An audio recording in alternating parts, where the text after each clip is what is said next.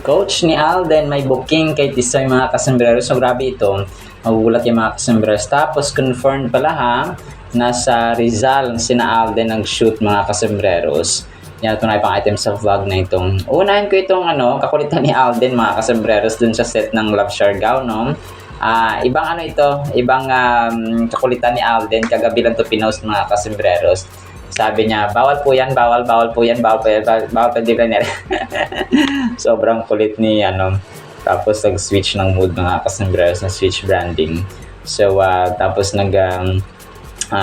welcome siya, of course, ng mga tao na yung energy daw is giving. Tapos loading na naman siya mga kasombrero. Naglag. Sobrang kulit niya mga kasombrero. Pakinggan natin ito mamaya. Buti nilang merong audio, no? Sabi niya dito ay saan ko lalabas yan. Tapos kasama dito si Miss Garlic Garcia mga kasombreros. So sobrang kulit lang talaga ni Alden. Mamaya pe-play natin ito para mapakinggan niyo po, no? Sobrang kulit talaga ni Alden mga kasombreros.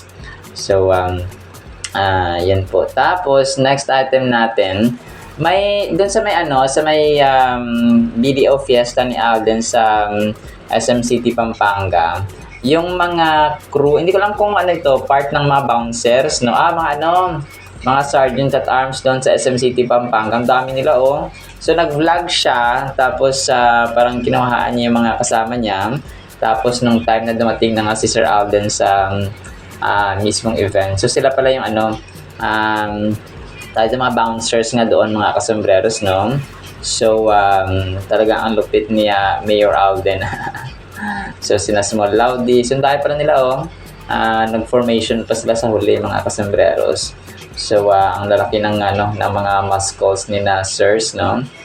Definitely kasi kailangan dapat mas malaki yung katawan kapag nagbabantay or ikaw ay isang sergeant at arms mga kasombreros.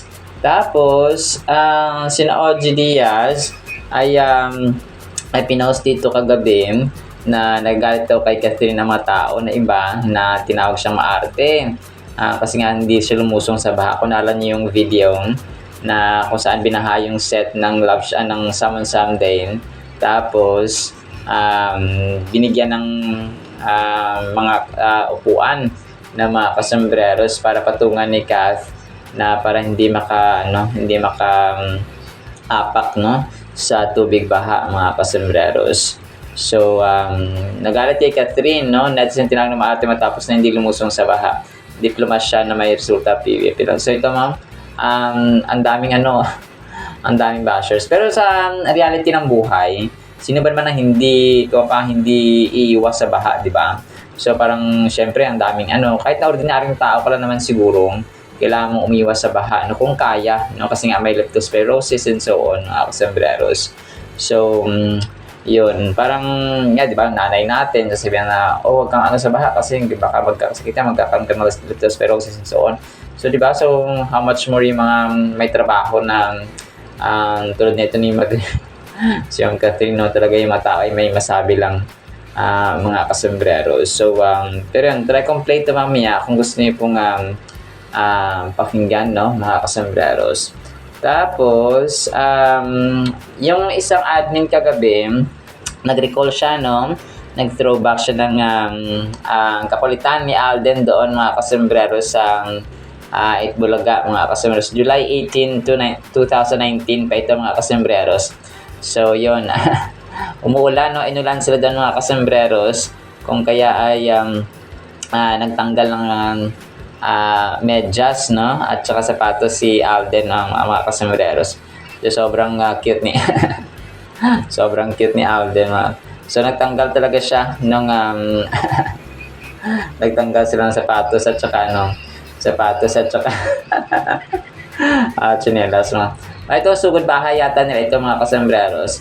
So yun, no, sobrang kukulit nila na naglaro na sa so sobrang kulit ni Alden, no, parang naglalaro sa nagtampisa na sila sa ulan mga kasombreros. Ako po, bara-bara na ito para mga bata.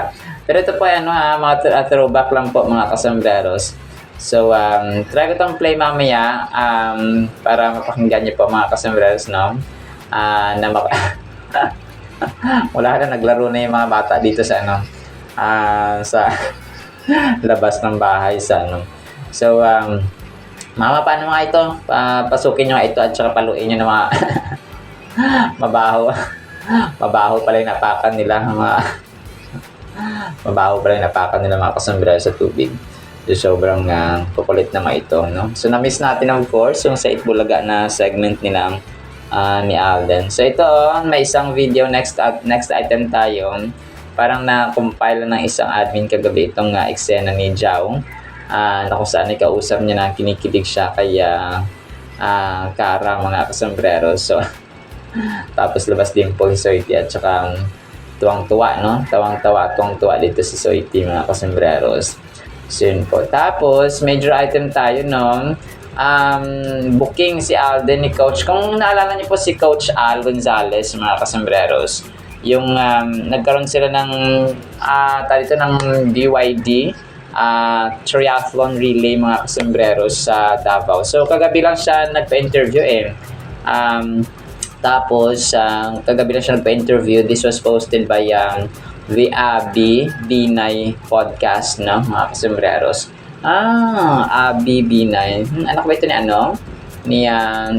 ni nila Judgemar Binay, mga kasembreros. Parang anak yata ito ni Judgemar Binay, mga kasembreros.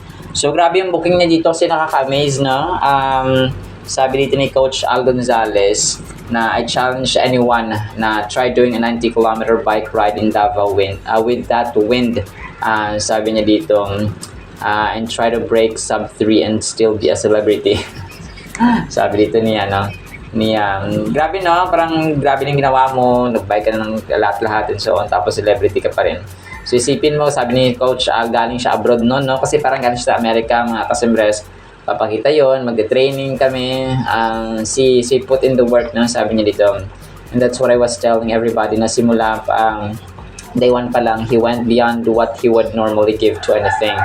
No, sabi, talagang puso binigay niya. No, sabi dito ni Coach Al. Mamaya, ipi-play ko mga. Grabe, no? Kasi,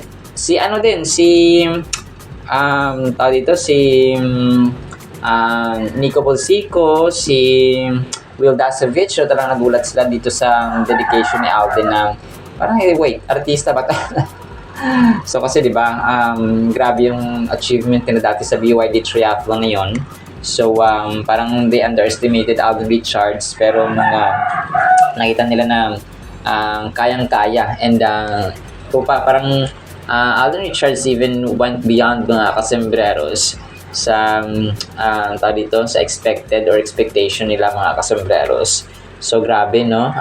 Talagang mapa-triathlon, basta sa lahat ng kanyang ginagawa, mga kasembreros, ay excellent yung kanyang output, no? Mapa-acting, directing, producing, business, mga kasembreros, dito pa sa triathlon niya and so on. So, basta, no, kahit saan, mga kasembreros, sa hosting, paggawa ng documentary, so lahat, ito yung tunay na example talaga ng branding, of course, no?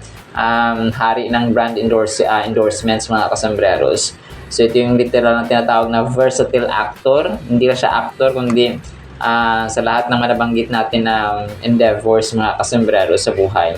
So, yun. Tapos, next item natin ito, si Alden, parang kumakain siya dun sa set ng Love Siargao, mga kasembreros.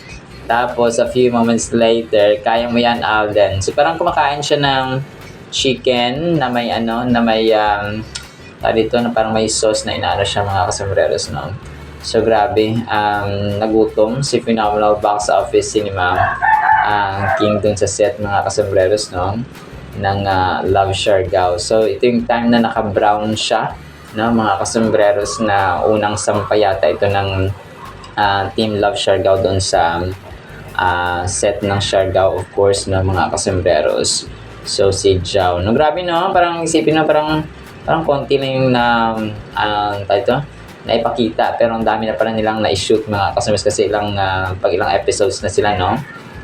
Mga kasombreros. Tapos, major item din tayo. So, kung confirmed pala ha, sa Tanay Rizal pala talaga nag-shoot si Alden dun sa kanilang, kasi nag-post siya kagabi sa kanyang Instagram mga kasombreros, no? Ang GMA Public Affairs, no? Mismo mga kasombreros ay nag-post din. And he was tagged dun sa post mga kasombreros. So, ito nga sa kanyang ginawang documentary about educational condition or educational status natin sa ating bansa. So sabi niya dito, sabi ng GMA Public Affairs, sobrang bilang ng mga estudyante sa isang classroom, hamon sa isang paaralan sa Tanay Rizal, no, #rebuilding broken rooms. Ang Bathala Elementary School sa Tanay Rizal, so ito pala siya, no, BEC, no, BESC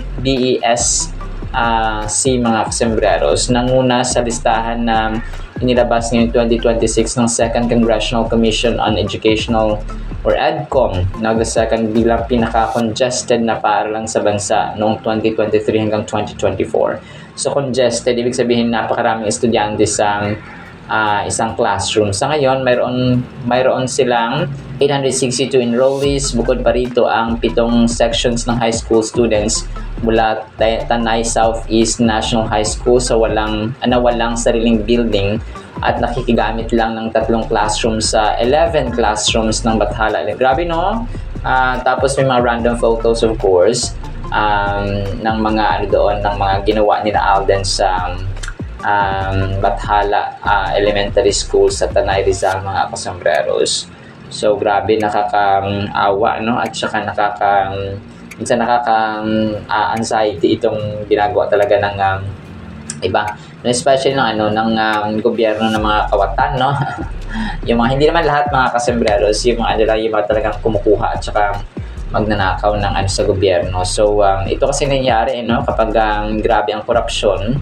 So ang pinakadamay talaga at saka pinakabiktima ay yung mga musmos na mga paslit, na yung mga inosente, mga kasombreros na mga kabataan sa ating society ang pinaka-biktima talaga ng korupsyon sa ating bansa.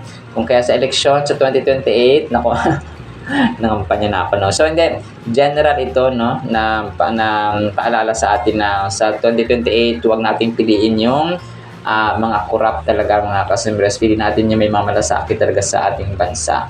So yun makita naman natin no, sa dinami-dami nang nagpo-post, sa dinami-dami na mag-share ng mga videos online sa social media mga kasombreros, ay makikilala natin kahit na hindi na sila mga kampanya. Siguro, no, nakikilala natin kung sino yung may tunay na malasakit at mapagpakunwari lang, no, para mapagnakaw sa kaban ng bayan.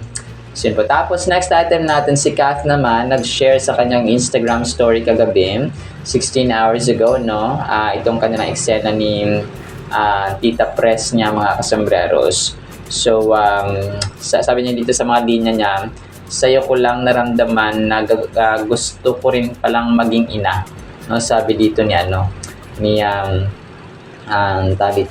Dimples Romana. Sabi naman ni Billy, kaya kung okay lang ate. Sabi pala ito ni Billy mga kasombreros. Hayaan mo na ako, sabi nga ni Dimples Romana, maging nanay sa iyo ngayon. So sabi ni Netflix, Billy and Tita Press reminded me na hindi dugo ang sukatan ng pagiging mag-ina. Grabe, no, mga kasos. Hindi ko alam kung anong kwento dito. Si Dimples Romana parang adopted niya parang gano'n, hindi ko alam ang buong kwento mga kasombreros.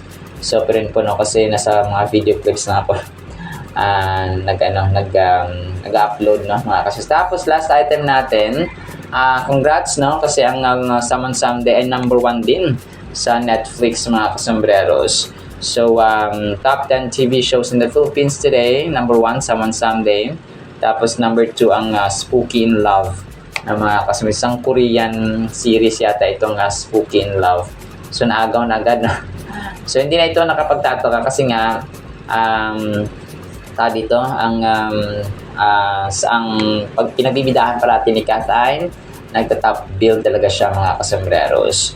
So kung kaya hindi na ito nakapagtataka ng alam mo yun, na sila ang number one mga kasambreros na na pinapanood ng mga tao sa mga series dito sa ating bansa ngayon na mga kasambreros. Alright, so yan lang sa ating content items. I-play ko po itong mga videos na inyo pong papakinggan, and then yung salita naman ng Panginoon ay nasa pinakaunang vlog natin for today. Isang pinagpalang araw po ha sa bawat isa. I challenge anyone, try doing a 90-kilometer bike ride in Davao with that wind and try to break sub 3. And still be a celebrity. Isipin mo, I'm sure meron galing pa abroad siya. yon, Oh. papakita yon, magte-training kami. See, so he put in the work, and that's what I was telling everybody. Na, simula, day one pa lang, he went beyond what he would normally give to anything. Talagang puso binigay niya. Saan po lalabas yan? Bawal po mag-video? Bawal po, bawal po. Hindi po pwede muna kasi hindi pa tayo mayari. Morning, Josh. Let's go. Day 1 for Love Siargao, and the energy is giving nag-vlog. Yeah, let's go. Excited ako. Day 1 natin, first sequence of the entire series. Join me guys. Let's go. Saan po lalabas yan? First day with our leading man, Alden, how are you feeling? Excited. I can't wait to bring life to Jao and the entire series. So let's show some love for Siargao and the Philippines. The best. Some love, guys. Josh, show it. Biglang bumuhos ang Jolanis. Yun na. Ayan na, oh. Lumakas. Ayan, nalulungkot ang langit. Delikado ang mga sapatos. Uy, ang lakas. Oh, ligo. Saan maligo niyan, Brad? Oh. Ay, oo. Oo. Ako yan, lulusob ako yan. Oo. Atras ay... Kung nandiyan ka, no? Oh, boss. Ay, nako. Walang payong-payong. Walang payong-payong. May dala na ako sa Walang boot. kapote. Walang kapote. Walang sinesinelas. Walang bota-bota. Walang bota-bota. Ligo. Kung ligo. Parang nagsasuggest ka kayo, sir. Oo nga. Kumisabol lang. Nako. Meron niya. Ayan na. Yan ang mga gusto natin. Sige, paunin na to. Hello. Hello, sino po sila? Pwede mga sab si Benjoja. Benjoja. Asawa ni... Benjojo.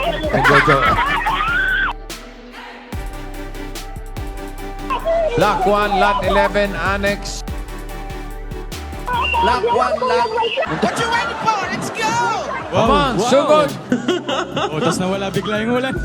Humina. Ano ba?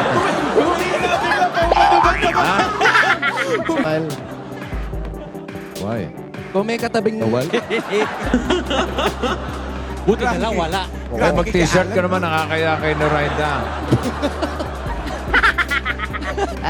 Drainage ang Saya! Drainage ang Lumakas banyo, na. hindi mo na.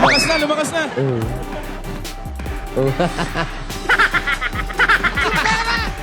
Hindi ganyan, ganito.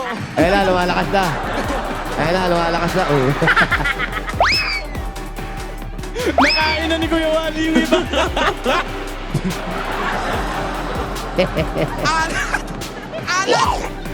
Oh, parang dagat lang yan, maalat. Shoot sa bibig. Ayan pa isa, Alden.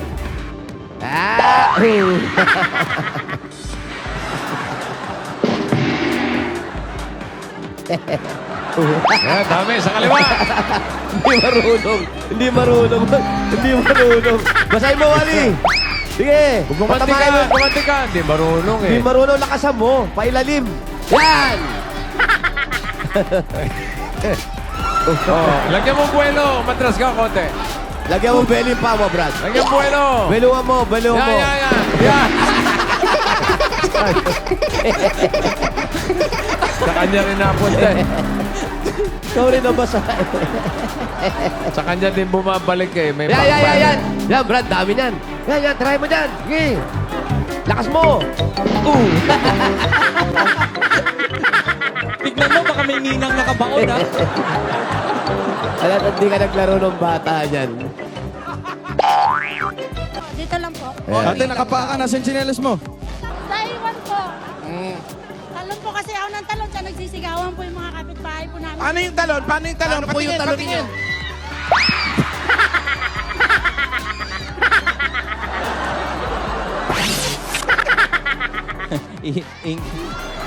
Go! Go, Ray! Go! Huwag naman yan! Yahoo!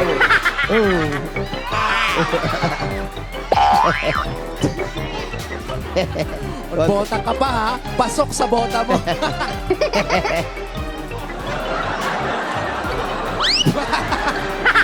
Hello, Brad. Hanapan ng butas ng kanal to. Talon. Malalim eh. Sige nga, talong ka lang. Dito ka. Dito ka Isang tumalon. paa lang kasi, isang paa lang. Ang baho nga. May amoy. Baho, Kuya Wally. Anong ginagawa mo? Anong Ayan, ginagawa mo? ayan, sa putek. Muntik. Saan bahay? Agyan. Ako, mataas bahaga. Baka ano, baka hindi baha ng tubig, baha ng tao. Ang daming tao sa loob. Kaya pala sabi, nagsiligo din po sa ulan. Mga kapitbahay. Siyempre pa, nagagalit naman kay Catherine yung ibang mga netizen. Oh, bakit? Ayan nga, nasa Reddit na naman, di ba? Eh kasi nga, parang sa isang shooting nila o taping nila ng Someone Someday, nakita yung si Catherine na from her tent, palabas siya na merong mga silya o mga monoblock na tinutungtungan niya kasi nga baha. Ano naman masama? Parang arte-arte daw ni Catherine. Ayan nakakaloka. Alam niyo sa totoo lang, ganun ang mga artista. Oo, syempre, alam mo, kahit gusto pa nilang lumusong sa baha, madalas, hindi sila pinapayagan ng production people. Pangalawa, syempre naman, artista yan. Hindi ba malakas maka-artista yung lulusong ka sa baha? Yes. Oo, Diyos, kahit naman kami hindi artista, talagang uutusan namin or makikiusap kayo na, uy, pag dikit-dikitin niyo yung monoblock. Tapos dadaganan ni Tita Cora. Ayun na nga. Iniisip ko pa paano pag ako yun. Oo, yun na. Papayagan kaya nila. Yun na Ilang nga. monoblock ang Ay, pagpapatuloy. hindi. Lumusong ka na. Ganyan. Akala naman. Si Tita Cora yung pahihiga eh. Ako yung tutong-tungo. Siya yung monoblock. Talaga ba tama rin? Oo, di ba? Saka naiti ka lang, di mo naman alam kung papunta ng set si Catherine. O maloob ng bahay, alam nga namang basang-basa yung paan niyang papasok sa loob ng bahay. O kaya mag-eksena, magtitake, tas basa yung paan niya, di ba?